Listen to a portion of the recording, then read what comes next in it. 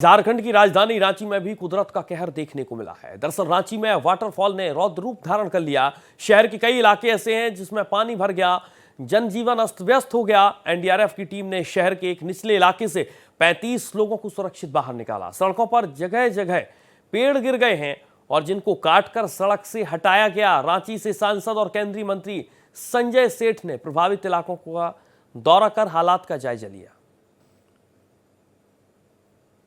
तो झारखंड से लेकर उत्तर प्रदेश, उत्तराखंड और दिल्ली तक तमाम संवाददाताओं की यहां पर मौजूदगी है। हमारे साथ 3 संवाददाता लाइव जुड़ चुके हैं। मधुकर आनंद की मौजूदगी रांची में है, अभिषेक कुमार हमारे साथ देहरादून से लाइव जुड़ चुके हैं और इसके साथ मोहित शुक्ला की मौजूदगी दिल्ली एनसीआर में है। 3 लोगों से हम जानने और समझने की कोशिश करेंगे। सबसे पहले मैं मधुकर आनंद आपका रुख करूंगा। जिस तरीके से रांची से आपने जो तस्वीरें भेजी हैं दर्शकों के लिए, वो तस्वीरें बहुत अलग तरीके की हैं और वो ये बता रही हैं कि हालात बहुत ज्यादा भयावह हो चुके हैं, खासकर बारिश को लेकर रांची में। मधुकर, देखिए सूर्या, इसीलिए मैंने अपने दर्शकों के लिए विशेष इंतजाम किया हुआ है और एक बहुत ऊंची बिल्डिंग के 6ठे तल्ले पर मैं हूं और जैसे संजय सेठ जी बोल रहे थे, रांची के सांसद भी हैं, आज लोग बोल रहे हैं, लेकिन रांची का जो नया इलाका है, जानकर मैं उस इलाके में आया हूं ताकि लोगों को दिखा सकूं कि ये लोग जो बात करते हैं कि नगर निगम ने ऐसा कर दिया वैसा कर दिया। देखिए सामने एक अपार्टमेंट है, ये अपार्टमेंट अभी बन रहा है, ये बेसमेंट है। बेसमेंट में जिस तरह से अभी पानी जमा है, ये तो जब अपार्टमेंट बन के भी तैयार होगा तो बेसमेंट में ये पानी जमेगा। तो आखिर खेत में इसका परमिशन किसने दिया, और जब ये परमिशन दिया जा रहा है तब नेताजी लोग क्या कर रहे हैं? ये तमाम सवाल हैं जो दर्शकों के सवाल हैं और भारत एक्सप्रेस दर्शकों के सवालों को उठाता रहा है और उन्हीं सवालों के बीच में इस तरह की चीज़ों को ये बताना होगा कि आखिर बाद में दौरा करके क्या होगा। जब रांची बस रही थी उस समय में कहीं ना कहीं लोगों ने उसको इग्नोर किया, अधिकारियों ने लोभ किया, लोगों ने लालच के खेत में मकान बना दिए, नदियों के किनारे मकान बना दिए। नहीं तो अपनी रांची ऐसी थी नहीं। रांची में वाटर लॉगिंग की समस्या तो हम लोग सोच भी नहीं सकते थे, लेकिन आज जो हालात हैं वो हालात के जिम्मेदार पूरी तरह से लोग हैं और अधिकारी हैं, तमाम नेता हैं जिन्होंने आंख मूंदे हुए रखा। इस बीच मैं बताऊंगा कि 35 घंटों से लगातार हो रही तेज बारिश जो है झारखंड में वो कम हुई है, खास करके रांची में। लेकिन बादल देख सकते हैं, धर्मेंद्र को मैं चाहूंगा कि हमारे दर्शकों को दिखाएं। ये जो इलाका है, ये इलाका रांची को कई इलाकों से बिल्कुल इलाका आप महत्वपूर्ण बता रहे हैं और सबसे ज्यादा जो तस्वीर आपने दिखाई वो तस्वीर बेहद महत्वपूर्ण है, क्योंकि ऐसे अगर तमाम तरीके के फैसले उस वक्त नहीं लिए जाते तो ऐसे ही हादसे दिल्ली में तब्दील हो जाते हैं, जो लगातार बेसमेंट पर हम अपने दर्शकों को रिपोर्ट दिखा रहे हैं। 3 छात्रों की मौत ऐसे ही नहीं होती है, बल्कि इस तरह की जो आपने मधुकर आनंद तस्वीर दिखाई, उसी वजह से ऐसे हादसों को हम खुद बुलावा देते हैं। बहुत शुक्रिया नहीं, लेकिन एक बार फिर से हम आपके पास लौटेंगे और दिल्ली चलेंगे जहां पर मोहित शुक्ला की मौजूदगी है। मोहित, सबसे पहले आप ये बताइए कि दिल्ली में 1 से 2 दिन पहले और लगातार कई जगहों पर दिल्ली एनसीआर के ऐसे इलाके हैं जहां पर बारिश चल रही है। बारिश को लेकर यहां पर गर्मी से तो राहत है, लेकिन जो लॉकिंग की समस्या बताई है, जिस बात का जिक्र यहां पर मधुकर भी कर रहे हैं कि रांची में भी वही चुनौती है, क्या दिल्ली में अब एक बार फिर से वो चुनौती देख पाएंगे हम पिछले साल वाली?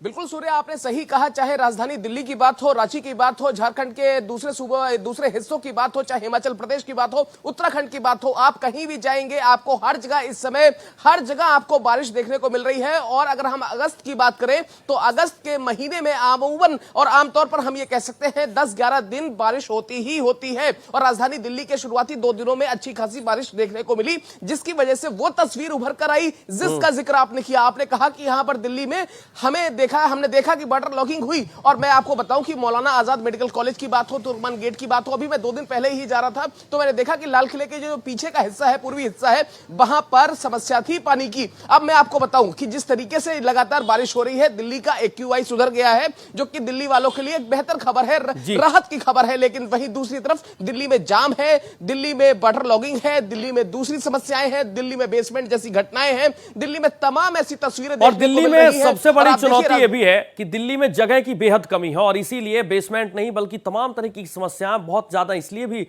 सामने आती हैं क्योंकि जगह की बेहद कमी है। अभिषेक हमारे साथ देहरादून से जुड़े हैं। अभिषेक, सूरत हाल इस वक्त देहरादून का पहले बताइए और समूचे उत्तराखंड की क्या तस्वीर है, खासकर लैंडस्लाइड को लेकर किस तरीके की चुनौतियां हैं एनडीआरएफ और एसडीआरएफ के सामने? बिल्कुल सूर्या, देखिए राजधानी देहरादून में तो पिछले 3 दिनों से राहत है क्योंकि बारिश हुई है, लेकिन छिटपुट बारिश हुई है। हालांकि मौसम ठंडा है क्योंकि पहाड़ों पर लगातार बारिश हो रही है। केदारनाथ की तस्वीरें हमने देखी। केदारनाथ में 31 तारीख की रात जिस तरह से बादल फटने की घटना हुई, मूसलाधार बारिश वहां पर हुई। लगातार लोगों को जो फंस गए थे उनको रेस्क्यू किया जा रहा है। अब तक करीब 10,000 लोगों को वहां से रेस्क्यू कर लिया गया है, लेकिन अभी भी जो रेस्क्यू ऑपरेशन है वो जारी है। कल जो चिनूक और MI-17 हेलीकॉप्टर है उनसे लोगों को रेस्क्यू किया गया। केवल एक ही उड़ान चिनूक ने भरी, उसमें 75 लोगों को रेस्क्यू कर लिया गया था। इसके साथ ही केदारनाथ की ये तस्वीर है, लेकिन जो नैनीताल है, नैनीताल में भी क्योंकि आपदा आई थी, वहां पर एक व्यक्ति की मौत की खबर थी। वहां पर भी प्रशासन जो है पूरी तरह से लगा हुआ है। जो प्रभावित परिवार हैं उनको जो है सुरक्षित स्थानों तक पहुंचाया गया है। इसके साथ ही यही तस्वीर टिहरी की थी।